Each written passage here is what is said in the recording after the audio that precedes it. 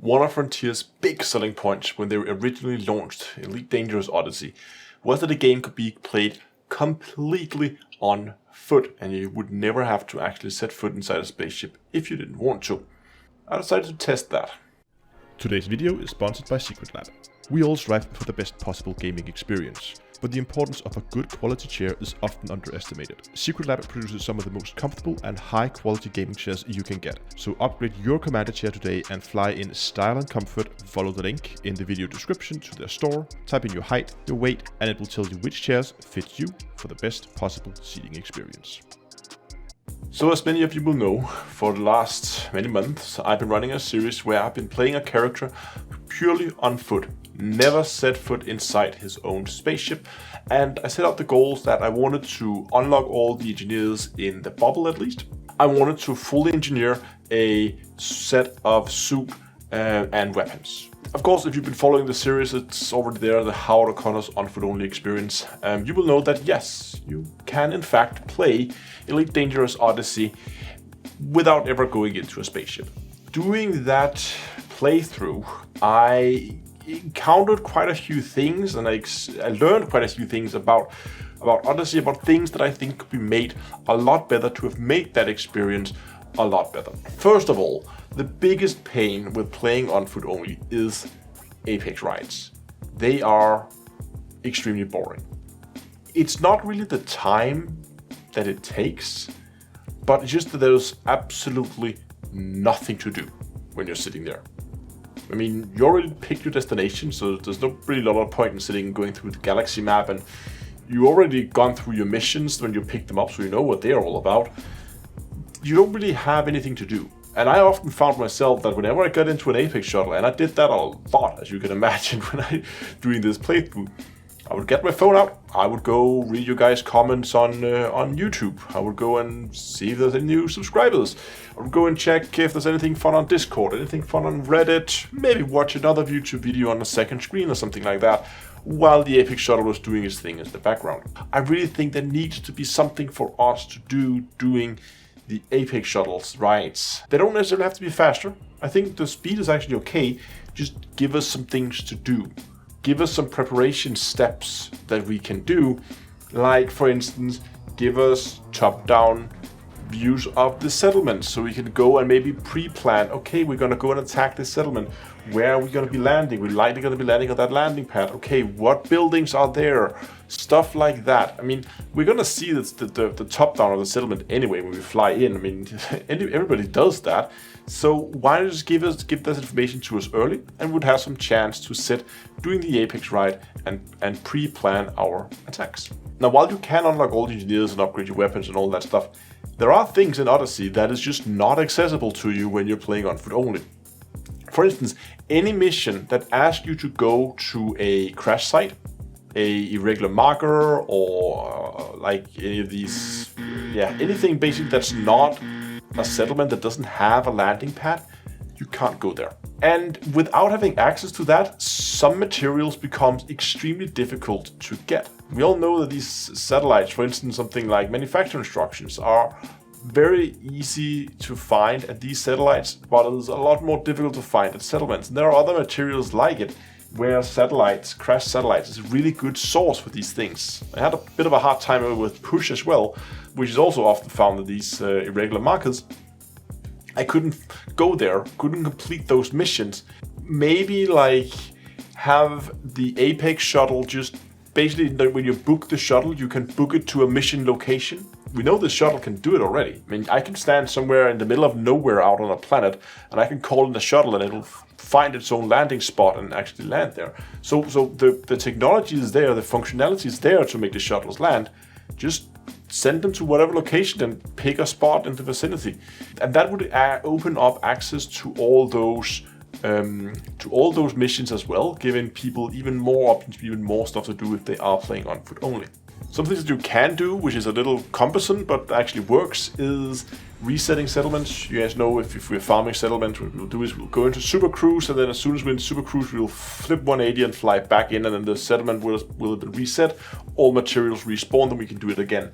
We can't do that on the Apex shuttle. We have the new redirect that Frontier added, so that means as soon as we leave a settlement, you just book a shuttle to a random location. As soon as it's in Super Cruise, you can go in and redirect it back to the settlement you came from. When it does that, it kind of has a tendency to not really hit the glide slopes very well, and often it would do an emergency drop like 100 kilometers out. And at that point, when it does that, all you can do is just sit and wait, which is more time to watch YouTube videos, right? And now that we are talking about it, I've had on multiple occasions, especially on brown dwarfs for some reason, that the apex shuttles cannot figure out to stay outside the exclusion zone. They will crash into the star, which again causes an emergency drop, which has the long cooldown on the FSD. So you're sitting there next to a brown dwarf for quite a while. Again, nothing you can do but watch YouTube videos. I'll do something else in the meantime while you wait.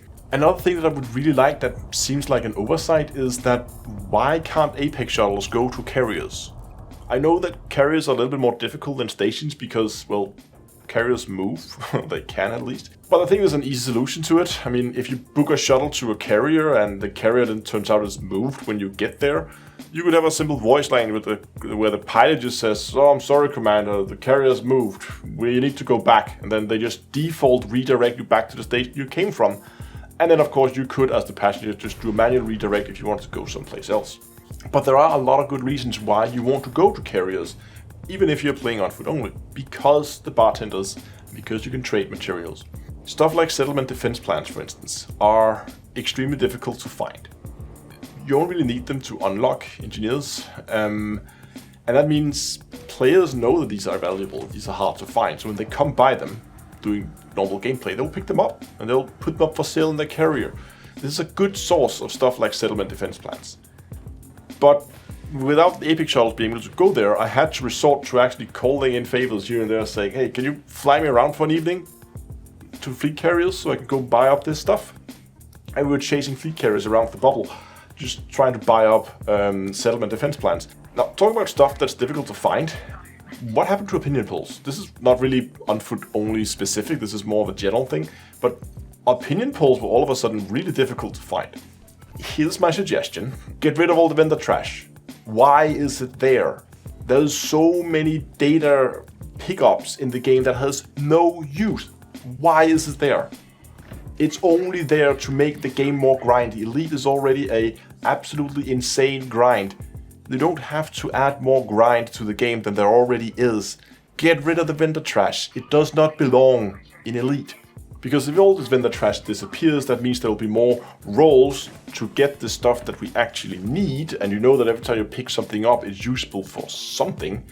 And I think that would be a huge addition to making the game feel a lot less tedious and a lot less grindy. And while we are at it, please make the game auto-update engineer unlock process.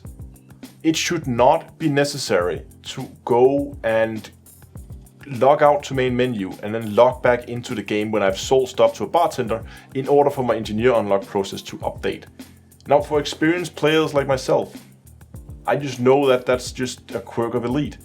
But for a new player who may have spent God knows how much time collecting all their settlement defense plans, they finally go and sell it to a bartender, they go and check their mission progress and nothing's happened. That's gonna be one of the most disheartening experiences for a new player.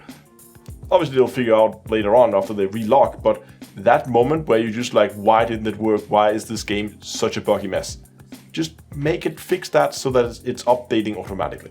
Now, while I have in this video pointed out a lot of like negative things, bugs and stuff I'd really like to see improve, I also just want to say that I have absolutely enjoyed playing Elite Dangerous on foot only. I mean, I've been playing Elite for how long has this game been out? 6-7 years, pretty much since launch, before Horizon came out. So I've been playing this game for a long time.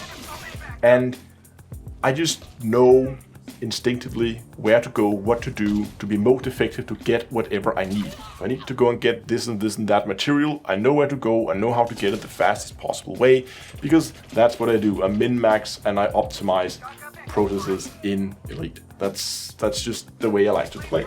But as soon as I began playing on foot only, I had to rethink all the things that I think I knew, because if I had access to a ship, absolutely, would have been easy peasy. But without a ship, I have to actually think about how do I do this without a spaceship? It was a really fun challenge and I thoroughly enjoyed it. And if you are a veteran player who maybe is feeling burned out of the game, give that a go. If you are interested in seeing this playthrough, I have a playlist on my channel with Howard O'Connor's On Foot Only experience, where you can go and watch the, I think there's 8 episodes or something like that, for you to go and watch. And for those of you who already watched it, maybe haven't had enough of Howard, well, he may be showing up sooner than you think, maybe in a slightly different universe. Statistics say that less than half of you watching out there is not subscribed to this channel. That's something I would really like to change. So if you did enjoy this video, if you have enjoyed some of the content I've been making, there is a subscribe button below. I would really appreciate if you would go down and click it. Thanks a lot for watching, and also next time, I'll see you guys in space.